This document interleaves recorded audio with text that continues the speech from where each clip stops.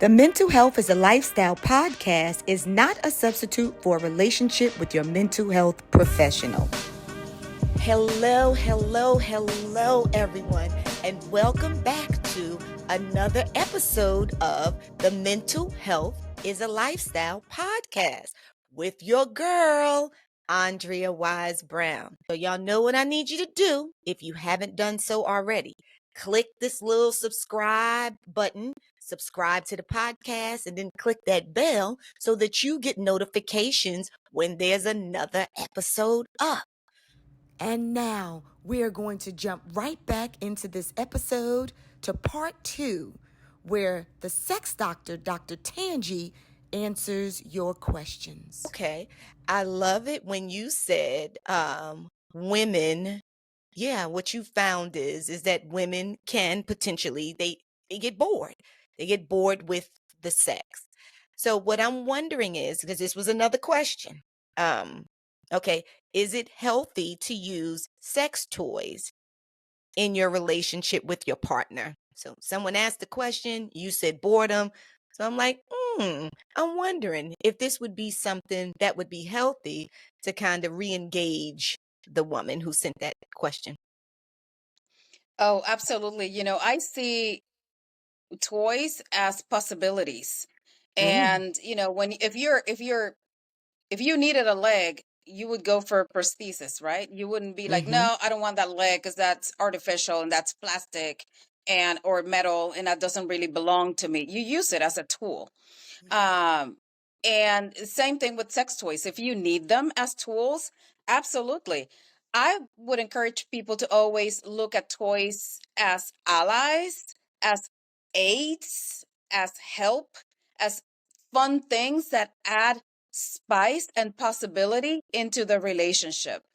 Some guys in particular, they feel very threatened by toys because they're like, oh, I can't compete. That's And then right. she will fall in love with the toy. Well, up your game.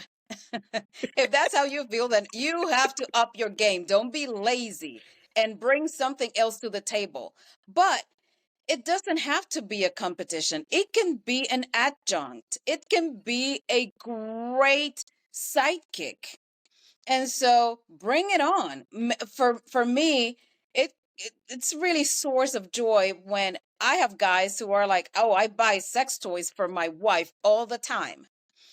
And they want to see them having fun and reaching those orgasms and going into frenzy and climaxing and they don't care if they're using 20 different implements for it besides their own penises and fingers and mouth.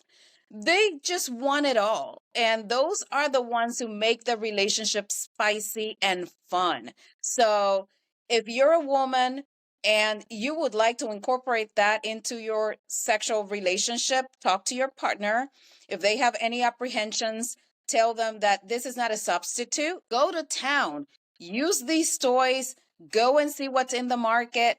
I know that we have everything to our disposal now with online commerce. However, I tell people go to your local sex shop or novelty shop or romance store, and you will find so many things that sometimes you have no idea, but you will also be able to, see it, read the labels, look at the box. Maybe they will let you touch it, and you will gain better ideas about what is it that you like and what is something that you would like to incorporate. Okay, that sounds so good. So we talked about adding sex toys. What about adding another person? So someone asked if having threesomes is that good or bad for their monogamous relationship? So, well, having a threesome makes the relationship not monogamous anymore.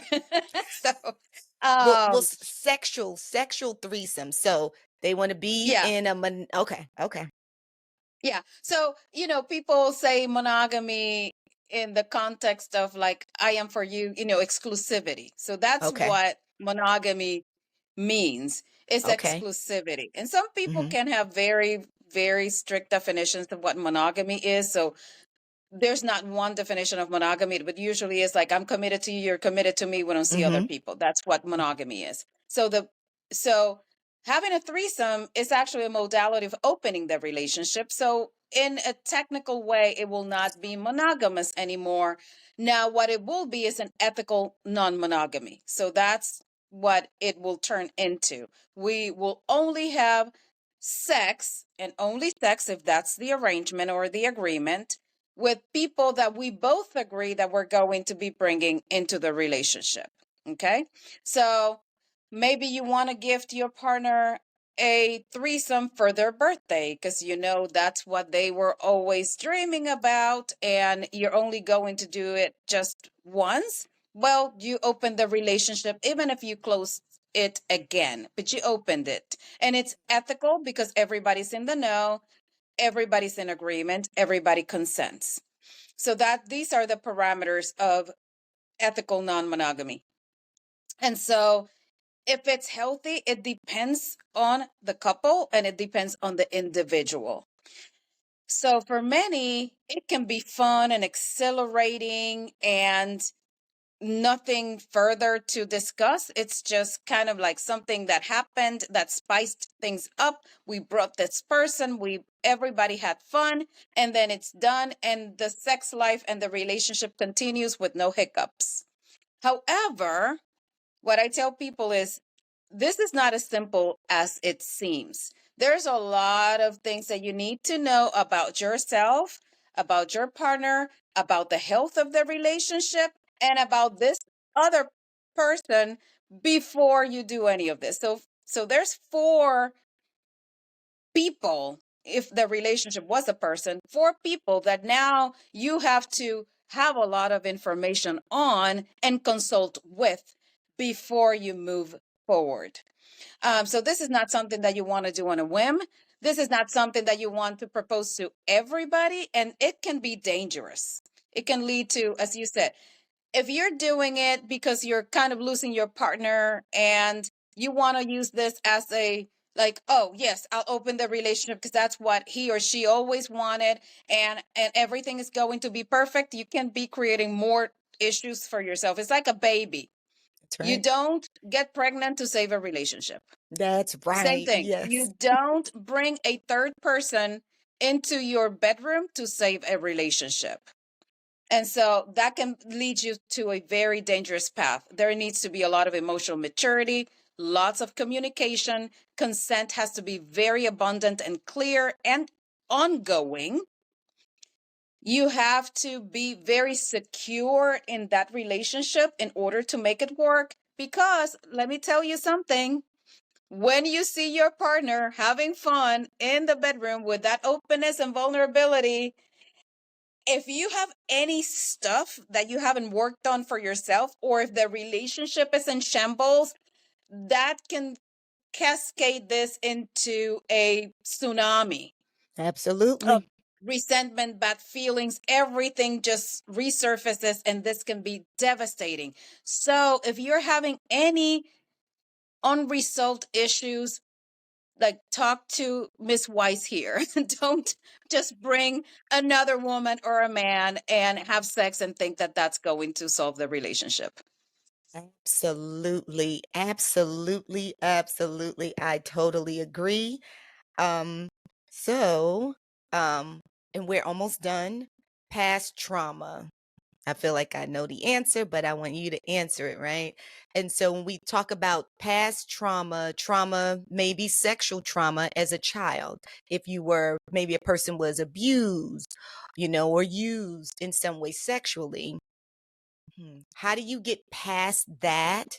Because I've seen that being an issue in adult Mhm. relationships in regards to sex and intimacy, which is closeness. So, how do you get Mhm. past that? And can you get past that, Dr. Tangi? So I would say if anybody has suffered any past sexual trauma, and sometimes it doesn't necessarily have to be trauma, it can be sexual inappropriety in which it wasn't necessarily something that created a strong imprint, and you're not necessarily being severely scarred emotionally, mentally for it, but it could be just sexual advances that were done onto you or sexual harassment that it didn't lead to that deep scarring, but they will leave a trace. And so that is definitely something also to consider. And not that I want to take away from the trauma, but I would like to include people in the conversation who have lived through inappropriate sexual things that probably are not calling it trauma, or maybe it does not fit that definition of trauma, but they feel like, because of this that happened, and I've heard it in clinical practice a lot, it's like, well, I mean, I wouldn't say I'm traumatized over it, but I had a cousin who touched me inappropriately, Mm-hmm. and it didn't lead into anything further. It may have been something kind of a little bit more superficial, but it left a trace. Things always leave a trace, as you would know. You're the Absolutely. person to speak on this. Mm-hmm. And so, our brains record everything. Mm-hmm. Our brains are open and receiving, and, they're just storing this information and then decoding and using this information to interpret the stimuli, right? And every interaction, every experience, every action, everything that we encounter, the brain is always working on, oh, okay, what do I have here that I can make sense of this situation with? And some of those will be in the brain. Some people, as you know, will have past trauma, sexual trauma, family trauma. And I see this. Oh, this is another thing that I have to say. I have seen sexual issues that are directly correlated to and caused by family trauma, by family abuse. And it was not sexual. There was That's good. nothing sexual about it. Mm-hmm. That's good. Isolation, belittling, physical abuse, mental abuse, psychological abuse, emotional neglect, et cetera, that then people cannot relate sexually. They cannot start relationships with men, women, et cetera, et cetera. So it doesn't have to be sexual. That's And good. the simple answer is absolutely. Everything that we do can have an impact on our sexual behavior, on our ability to exercise our sexuality, especially sexual trauma, but it doesn't have to be. It can be other less or perceived. I don't want to say or put that label, perceived, something that is like less than a trauma. Or some people, thirdly, can have sexual trauma or other traumas that they don't remember, because So, that's a defense mechanism of the brain to kind of, forget about it. We're not dealing with that. It is just too much. So we can be dealing with known sexual trauma, with things that people are not necessarily calling it trauma, family trauma that is not sexual in nature, or trauma that we don't remember. that's And so good. all of those things, all of those experiences definitely will have an impact on how we become the sexual beings that we are and how we exercise that. And so if you had negative attachments when you were growing up, that's going to make it very hard for you to relate intimately and sexually to people. It's probably going to make it very difficult for you to even start developing relationships. I know people who can't read cues from the opposite sex because they didn't learn to do that at home, because they had to be super guided, very hyper vigilant. Everything is a danger, everything is wrong, everything is bad. Relating to others is dangerous, it leads to my demise. And so, nothing to do with sex, nothing touched a penis or a vulva there, but eventually in life, they don't know if a woman comes with good intentions. They don't know if women are safe. They don't know if men are safe. Men are not safe. Men are dangerous. Men are, something to stay away from. And that is going to basically put a dent in their possibilities of dating, forming relationships, and having sex. Okay, that was excellent. Just two more questions. First one, pornography. Is pornography, and I'm just going to say safe for a relationship? Okay, so porn Hey, family, come on over here because I have something for you. Starting off with a go to guide for keeping your minds healthy and strong. This right here is the Bible to mental health. It's your mental health Bible. The name of it is Six Pillars to Power Up Your Mind and Make Mental Health a Lifestyle.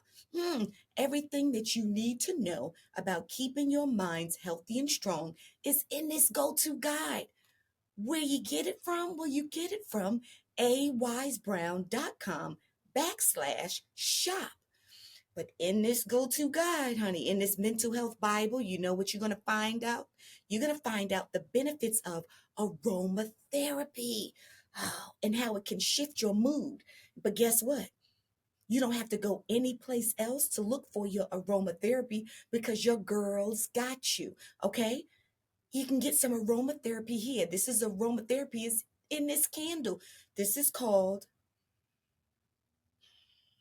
a slice of happiness. It makes me tingle, like literally makes me tingle. A slice of happiness.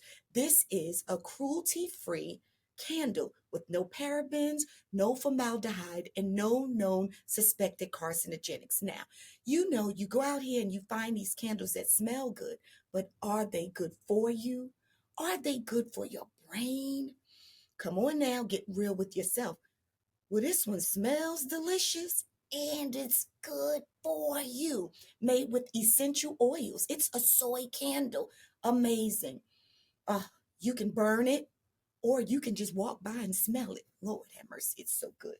Okay, so that's your candle, your aromatherapy, which raises the dopamine in your brain. That's your natural feel good neurotransmitters in your brain. All right, y'all. And oh, I'm a part of you. You're a part of me. We are a family. We got hoodies now, and these are unisex hoodies, and they wear well, they wash well, and they feel so good. So you can wear them over your clothes, you know what I'm saying, and look dope, or you can wear them as your clothes with nothing under them, which I like to do often. And when you travel everywhere, I mean, every time I wear them, I'm moving around. People are always asking me whether I'm traveling, going to the supermarket. What's that? Who's that? And I'm like, mental health is a lifestyle. Because see, this is on the back. Okay? They come in white and they come in black. I'm like, join the family. Mental health is a lifestyle podcast. So there you go. Family, don't you ever say that I ain't give you nothing. You get all of these things from awisebrown.com/shop. All right? I got your goods. I got you. You don't have to go anyplace else. I'll see you on the other side. Porn has become a hot topic button for many reasons, but one of the reasons why is not because porn is a new phenomenon. Mm-hmm. Porn has existed in since humans are humans. We have writings in caves or art depictions in caves of people having sex or engaging in sexual acts from ancient civilizations. So we know that for the longest time, people were very, very interested in basically taking what we do physically and putting it in some form of like visual form that we can reference back into and relive it or document it or enjoy it, right? So that has existed since humans started mating. So that was a long time ago. So porn obviously has progressed with the times, and then we started having pictures, or before that paintings, drawings, etc., then pictures, then porn movies. And so all of this has progressed with us, and so porn is nothing new. However, it used to be very hard to find porn or to be exposed to porn. You really had to be actively looking for it. And so basically, it wasn't like in your face. It wasn't something that you were surrounded with and that was readily available to you at all times. That has become the one of the issues with modern porn. Porn is nothing new. Modern porn that is at our fingertips, in our phones, in our computers. Now we don't have to go and rent a DVD or buy a DVD or a VHS. It's readily available and it's free. And so we have an abundance of porn.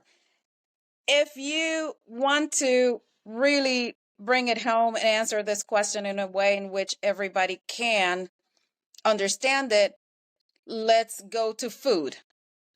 Before, when food was more scarce and we only had a few options, we had a different relationship with food, and our behaviors around food were different.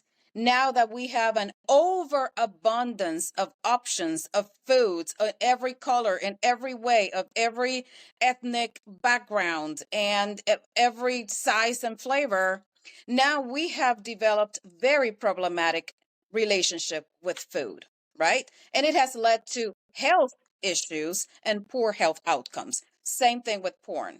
The lack of scarcity of porn, quite the opposite. The exposure of it and the availability of it has made it now a problem in which people are inundated with porn and they can access it at any time.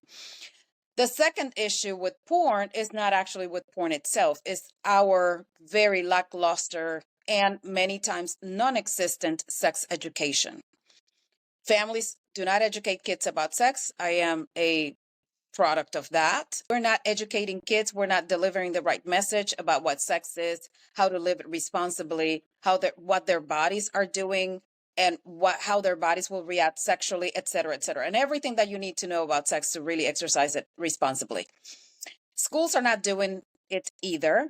And if they're doing it, they're just, just say no to sex and wait until you're married, which is a terrible, terrible strategy as well, because then when you get married, you don't know what to do either. You don't have the right tools, the right information. So porn is becoming, as I call it, your sex university. It's becoming your sex educator.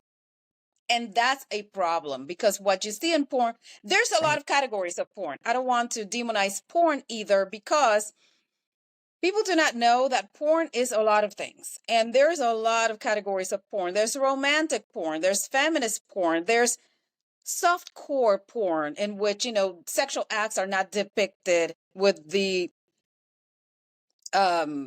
openness that you find in like mainstream porn. So there's a lot of different avenues for you to actually get good erotic stimulation without it being crude, if that's not what you like.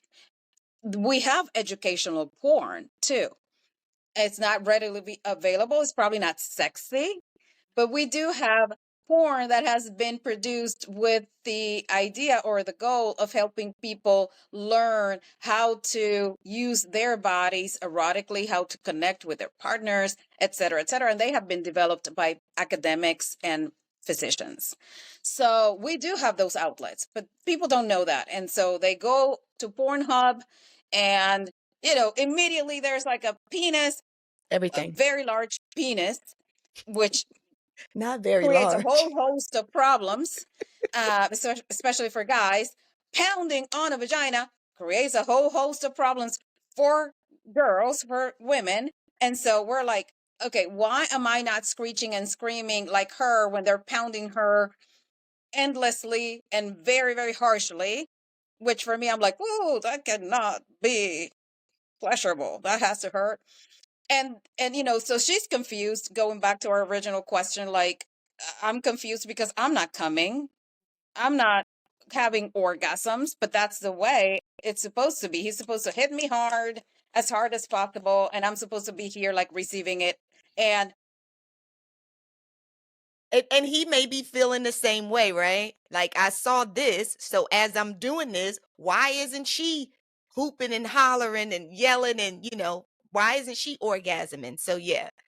yes, exactly. He is the same way. Why don't I have that big of a penis? Something must be wrong with me. When penises are 5 inches long erect, and that's the average. But they're like, you're seeing those 8 inchers. And he's like, oh my God, I'm so inadequate. Like, I have a complex and I will never be able to satisfy a woman, because in order for me to have a woman who behaves like that, I have to have the So 8 incher, and then I have to go in there and pound and pound and pound and pound and pound until I ejaculate, and that's how sex is done, and then it's over. And that is not what sex is at all. So that is the other problem with porn, is its availability and the mainstream depictions that are happening now, and the lack of resources for us to regulate our relationship with it. So porn can be okay, it can be good. You can consume porn in moderation if you want to. Now, please, people, do not get from what I'm saying, oh, the doctor just wants us all to have anal sex and watch porn. That was the you takeaway message from no, this podcast. that's not what you said. That is not That's what you not said. what I'm saying I will at all. fight for you. That is not what you said. Keep going. Thank you. That is not what Thank you you. said. Because No. that's what I get from people when I say these things. I Mm-mm. am not going to tell you do not watch porn. But what I am going to tell you is porn is not the best sex educator that you can have. If you want it as a source of entertainment, really regulate your relationship that you have with it, so you can manage it in the healthiest way possible for you and for your relationship. Because if it becomes your go-to, if it becomes your comfort, if it becomes the only thing that you want to do with your life, if it becomes something that you want to do more than having actual Sex. sex with your partner, if it doesn't let you sleep, work, eat, bathe, then you're having a problem with it, There's and an so we have addiction. to Sounds address it. like yeah, sounds like an Well, addiction. it becomes a problematic relationship. Yes, no, I got it. And so to me, it sounds like what I got from that was, right, too much of anything can be harmful. So you said, I love the illustration, not the illustration, but the metaphor about food and porn, right? Too much of anything, but you saying do it with moderation. Okay, and the last question, and I thought that this question was cute, but it was a question that was asked. And it says, I read that is having sex is equivalent to having a good workout. If so, how many calories do you usually burn during having sex? And can I lose weight having more sex? I wish I had better information to tell you about that, because what I can tell you is, number one, it depends on the kind of sex you're having.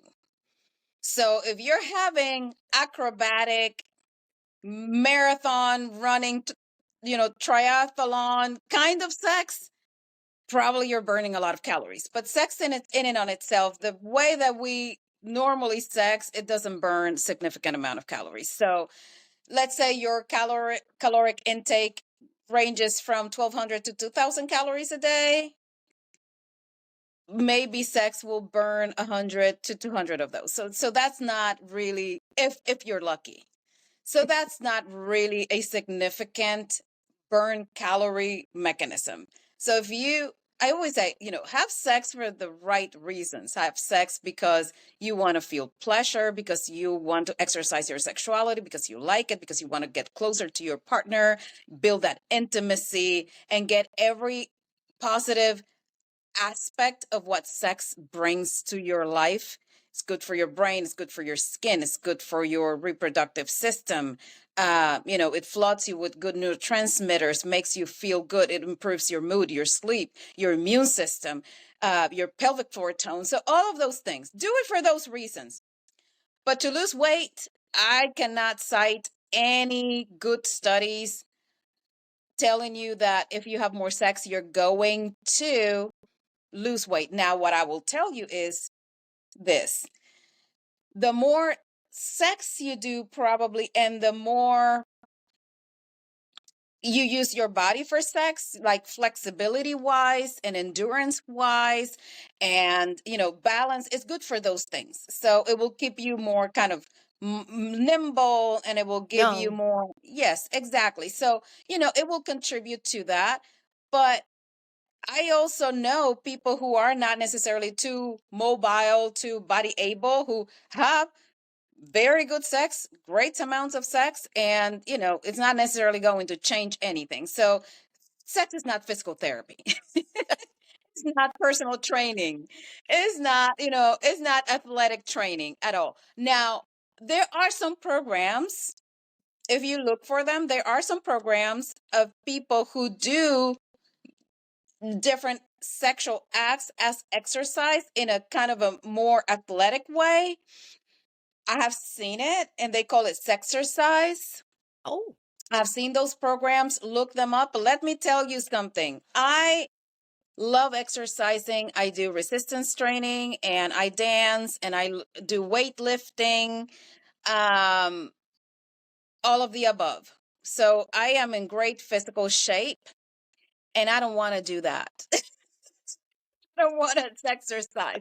When I see it, when I see what they're doing and the positions, and yes, you're using your core, you're using your arms, you're using your back, you're using your legs. I mean, you're using everything, but it doesn't sound appealing. It doesn't look appealing. I'm like, I could be having so much fun having just regular sex and doing exercise like separately.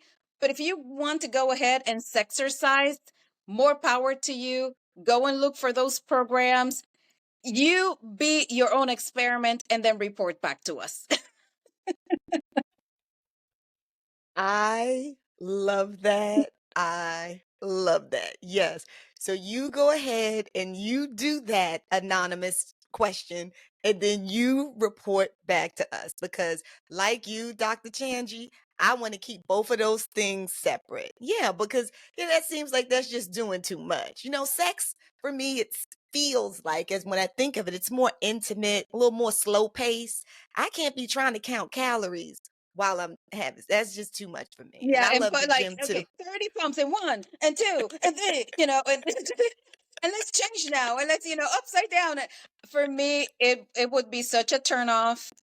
2 minutes into it, I would be like, okay, you finished by yourself. Like, I'm just gonna go and lift weights or do my, my resistance training or go dance. Like, I'm just gonna keep those separate. Now we Love did it. answer one question, and I'm sorry, I don't mean to take the reins of your Oh show, no. but we did Do not it. Do it. answer the question of how many times during the week is it healthy for a couple to have sex. Good. So just didn't want that to come back, and you have some comments in your show saying like, oh, she didn't answer all the questions. So the answer is definitely do what's right for you. We are less concerned about the quantity of the sex than the quality of the sex. So do you want to have sex every day but have mediocre sex just to check a box and to be cool and popular, like, oh, we have sex every single day, so we're better than our friends? Or are you doing it to really connect because you really like it, because you really enjoy being intimate with your partner, because you find that in that moment, you are the best version of yourself, and the communion that you are able to achieve during that moment with your partner is unlike anything else that anything else can give you. Do it for that reason. If that's once a week or once a month and you're both satisfied with that, then that's okay. That's normal. What I tell people is, some people are very much into the score of like, oh, we haven't had sex in 6 months. Like, we better get to it because we're not normal. Everybody else is doing it more than we are. The reality is that now we're having less sex than before. And there's a lot of different reasons for it. That's probably for another podcast. But we're having, as a society, we're having less sex, and everybody's having less sex than before. Although we have all these tools, we're having less sex. So if you are satisfied with that, then there's nothing to fix. Now, if one of you, and please, please hear me out. If one of you in the relationship is not happy with the quantity or the quality of the sex that you're having, that is worth exploring. I get in my office all the time people who are like, well, I mean, I want to have more sex. I want to have a strong drive. I have a healthy libido. Like I see her or him, and, I want to jump their bones. And they have shut off that possibility. And it's either once or twice a year to stop the pestering, or it's never, because it's like, I am done with sex and there's nothing I want to do about it. So too bad for you. And some that go even as far as, if I don't want to have sex, you made, some vows and said that you were going to be with me till death do us part. And this is part of the deal now. So there's no sex. Mm. And you cannot masturbate. You cannot watch porn. You cannot find a girlfriend or a boyfriend. And literally, I've had people who have told me this. Not only the ones that are suffering, like, oh my God, I want to have sex with them, but they don't want to have sex with me in the relationship, but also the other side of like, well, if I don't want to have sex, then that's a deal. And they should be okay with that because we're married. And I find that both approaches are wrong. So the one who wants more sex and is pestering the other one for more sex, that's not the right way to ask. That's what's wrong about it. It's not about wanting the sex. You can want all the Okay. sex you want, but you cannot be begging and pestering and manipulating the other person, begging. That's not sexy, and that's not conducive to what you want. You're not going to get what you want that way. You're probably going to get to a sex act, but it's not going to be to the liking of the other person. And ultimately, you want to enjoy and share that time with the person, with your partner. And then the other one saying, like, it is done, or, yeah, sure, let's do it. It's your birthday. Let's get it over with. That's not healthy either. So when you make a commitment, you also make a commitment to the sex. You make a commitment to be partners in sex. So if the sex is not working, if the sex is not working for one of you, then both of you have to find the solution. But if both of you are in agreement that, oh, okay, so we have sex once a month, but I am very okay. I'm very happy. Yeah, I am too. I don't need it anymore. Okay. That's totally normal. So quality over quantity, and please fix it if one of you feels like this is not working, or both of you feels like it's not working. I love it. And so, Dr. Tangi, so would you suggest, because this is what I'm suggesting, that in that first scenario, I get it. It's healthy if both people in the relationship agree that what they're doing is working for both of them, because that's what it's about. Relationships are very individualized. So I Mhm. agree. However, the other scenario that you presented about one pestering because they needed more, needed more, needed more, and the other one is like, well, I mean, we just did it 3 weeks ago, and like, I'm just not into it right now.